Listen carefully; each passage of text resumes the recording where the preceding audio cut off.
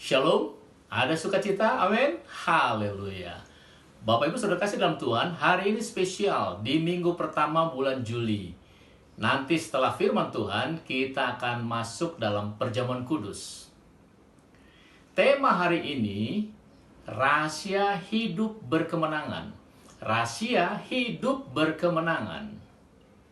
Mari kita baca dalam Roma 8 ayat 28 sampai 39. Roma 8 ayat 28 sampai 39. Saya akan bacakan untuk saudara. Kita tahu sekarang bahwa Allah turut bekerja dalam segala sesuatu untuk mendatangkan kebaikan bagi mereka yang mengasihi Dia, yaitu bagi mereka yang terpanggil sesuai dengan rencana Allah. Sebab semua orang yang dipilihnya dari semula, mereka juga ditentukannya dari semula untuk menjadi serupa dengan gambaran anaknya, supaya ia, anaknya itu, menjadi yang sulung di antara banyak saudara. Dan mereka ditentukannya dari semula, mereka itu juga dipanggilnya. Dan mereka yang dipanggilnya, mereka itu juga dibenarkannya. Dan mereka yang dibenarkannya, mereka itu juga dimuliakannya. Sebab itu, apakah yang akan kita katakan tentang semuanya itu? Jika Allah di pihak kita, siapakah yang akan melawan kita? Ia yang tidak menyayangkan anaknya sendiri, tetapi yang menyerahkannya bagi kita semua. Bagaimanakah mungkin ia tidak mengaruniakan segala sesuatu kepada kita bersama-sama dengan Dia? Siapakah yang akan menggugat orang-orang pilihan Allah? Allah yang membenarkan mereka? Siapakah yang akan menghukum mereka? Kristus Yesus yang telah mati, bahkan lebih lagi yang telah bangkit, yang juga duduk di sebelah kanan Allah, yang malah menjadi pembela bagi kita. Siapakah yang akan memisahkan kita dari kasih Kristus? Penindasan, atau kesesakan, atau penganiayaan, atau kelaparan, atau ketelanjangan, atau bahaya, atau pedang. Seperti ada tertulis, oleh karena engkau, kami ada dalam bahaya maut sepanjang hari. Kami telah dianggap sebagai domba-domba sembelihan. Tetapi dalam semuanya itu, kita lebih daripada orang-orang yang menang, oleh Dia yang telah mengasihi kita. Sebab aku yakin, bahwa baik maut maupun hidup, baik malaikat-malaikat maupun pemerintah-pemerintah, baik yang ada sekarang maupun yang akan datang, atau kuasa-kuasa, baik yang di atas maupun yang di bawah, ataupun sesuatu makhluk lain, tidak akan dapat memisahkan kita dari kasih Allah yang ada dalam Kristus Yesus Tuhan kita.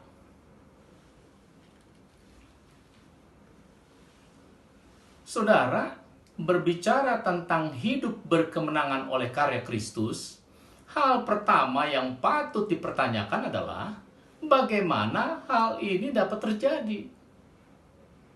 Jawabannya, firman Tuhan itu ya dan amin. Firman Tuhan itu ya dan amin. Dalam ayat 37 tadi dikatakan, dalam semuanya itu kita lebih dari orang-orang yang menang oleh Dia yang telah mengasihi kita.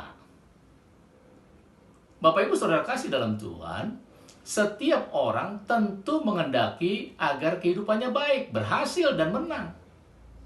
Semua orang menyadari bahwa hidup baik, berhasil dan menang itu tidak mudah untuk dicapai. Bukan semudah membalikan telapak tangan. Apalagi dalam kenyataan, tidak ada yang mudah. Selalu ada saja tantangan berat yang menghadang, yang datang dari berbagai sisi. Tetapi berdasarkan nats ini, coba bayangkan.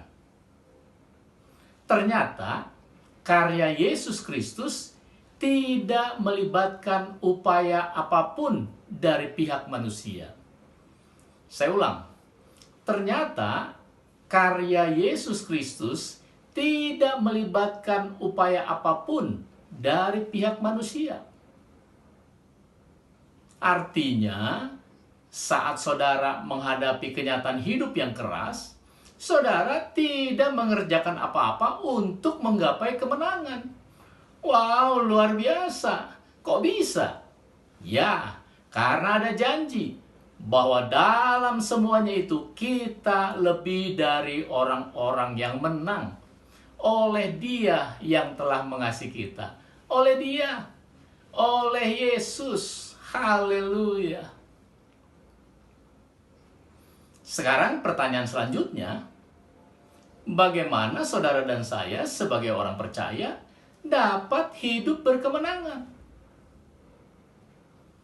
Jawabannya, karena identitas orang percaya itu saudara dan saya adalah sebagai pemenang. Tuhan Yesus sudah mengalami kemenangan ketika dia menyelesaikan pertandingannya di atas kayu salib. Kemenangannya adalah harga yang mutlak dan tidak dapat ditawar lagi. Kita sebagai orang percaya juga mengalami hal yang sama. Tepatnya yaitu mengalami kemenangan dalam pertandingan iman. Kemenangan terhadap keterbatasan hidup antara lain rasa minder atau kurang percaya diri, kemalasan, dan sebagainya. Kemenangan melawan keinginan-keinginan duniawi, keinginan mata, dan keangkuhan hidup, seperti yang dikatakan 1 Yohanes pasal 2. Kemenangan dalam melawan tipu musik iblis. Dalam 1 Petrus 5 ayat 8 dan 9, 1 Petrus 5 ayat 8 dan 9, saya akan bacakan untuk saudara. Sadarlah dan berjaga-jagalah, lawanmu si iblis berjalan keliling sama seperti singa yang mengaum-aum dan mencari orang yang dapat ditelannya. Lawanlah dia dengan iman yang teguh, sebab kamu tahu bahwa semua saudaramu di seluruh dunia menanggung penderitaan yang sama.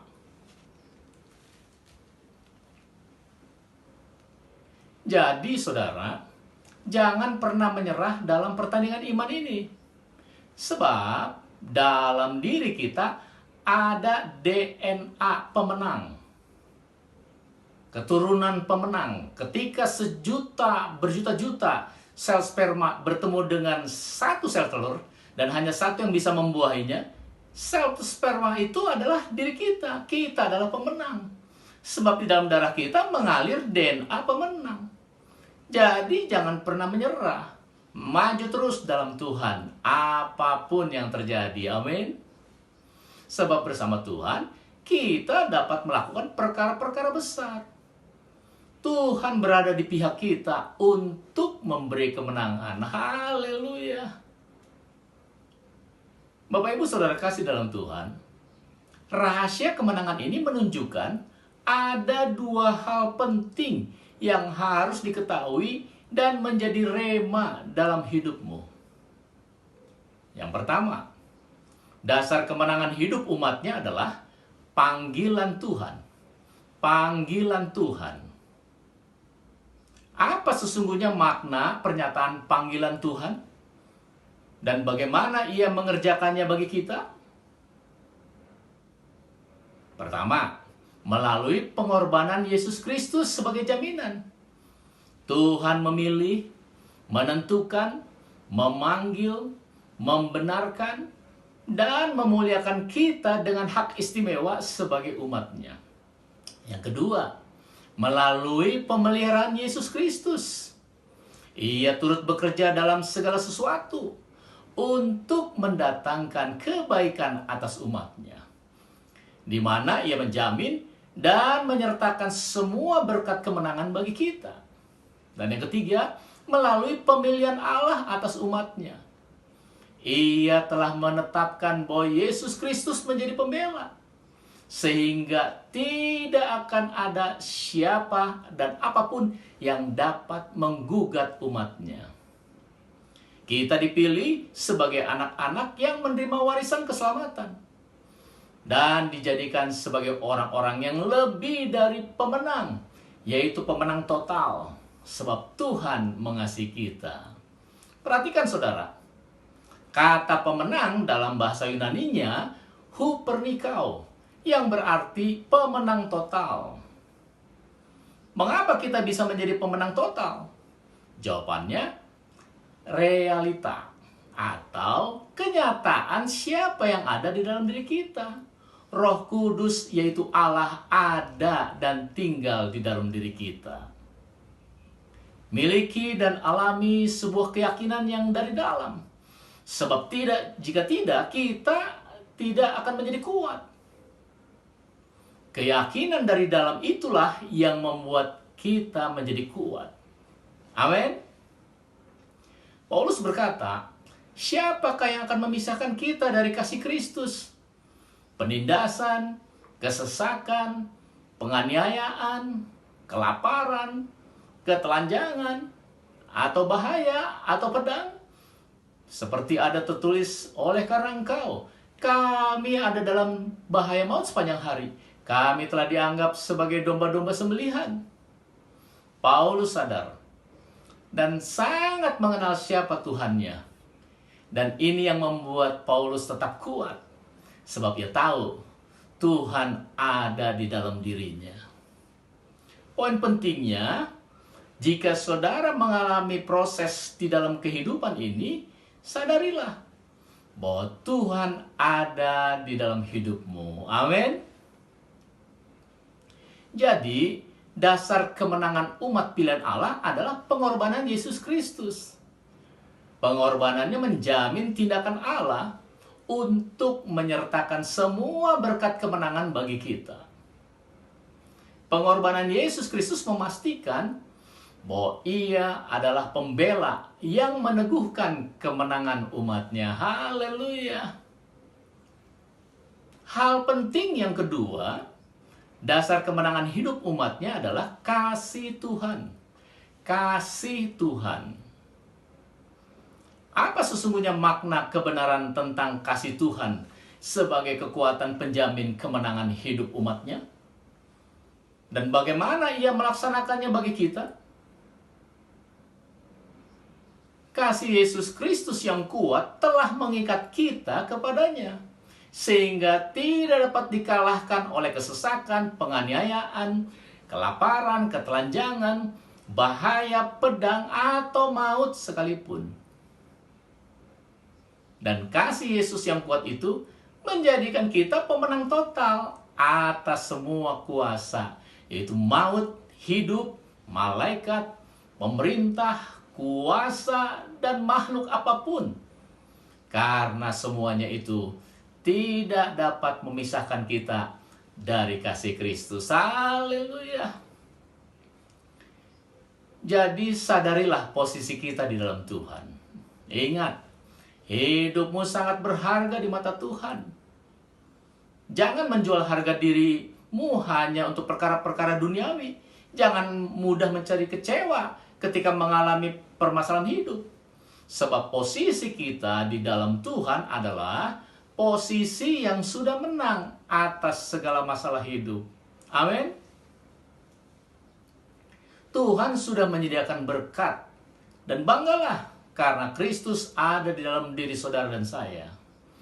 Kasih Kristus yang teguh adalah jaminan kemenangan umatnya. Karena ia memastikan bahwa apapun tidak dapat mengalahkan kita. Kasih Kristus adalah kekuatan yang ampuh yang meneguhkan kemenangan kita. Karena ia memastikan bahwa kekuatan apapun tidak dapat menaklukkan kita. Jadi kesimpulannya saudara, janganlah menjadi takut dan khawatir akan masa depan. Sebab Tuhan sudah berjanji untuk menyediakan segala berkat di dalam surga untuk anak-anaknya.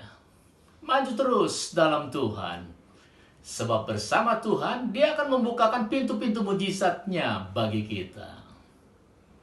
Pertama, panggilan Tuhan melalui karya Kristus di atas kayu salib bagi umatnya adalah dasar kemenangan kita.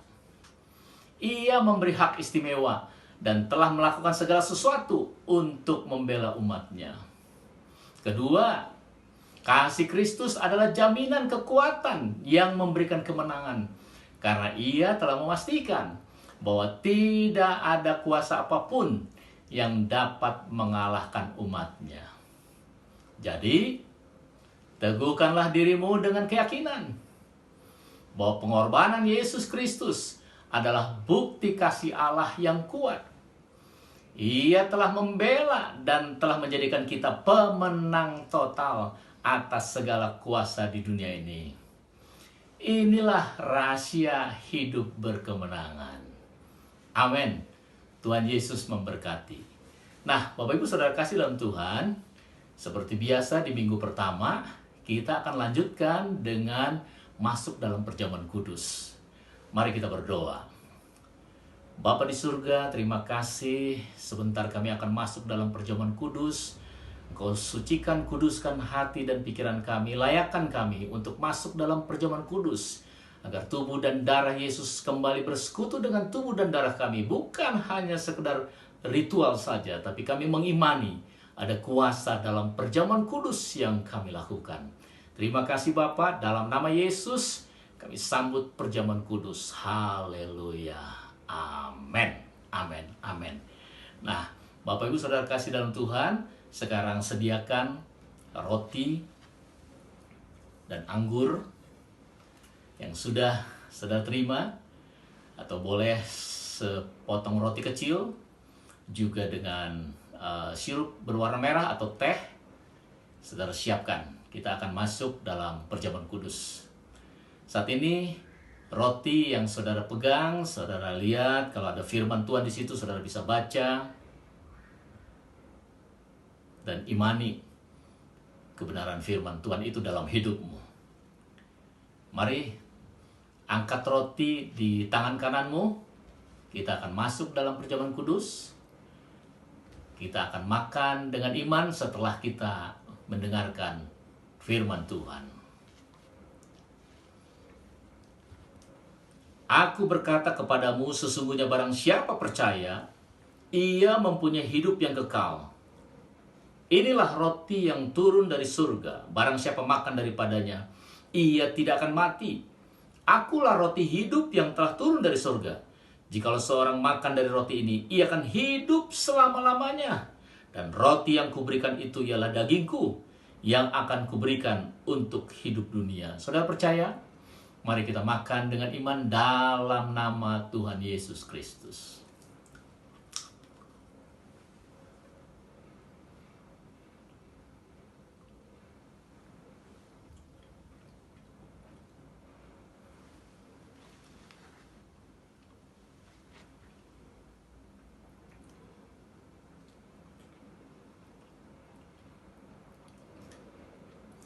Sekarang siapkan anggur di tangan saudara.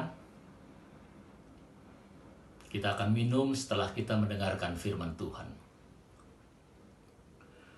Maka kata Yesus kepada mereka, Aku berkata kepadamu, sesungguhnya jikalau kamu tidak makan daging anak manusia dan minum darahnya, kamu tidak mempunyai hidup di dalam dirimu. Tetapi barang siapa makan dagingku dan minum darahku, ia mempunyai hidup yang kekal. Dan aku akan membangkitkan dia pada akhir zaman. Saudara percaya? Mari kita minum dengan iman dalam nama Tuhan Yesus Kristus.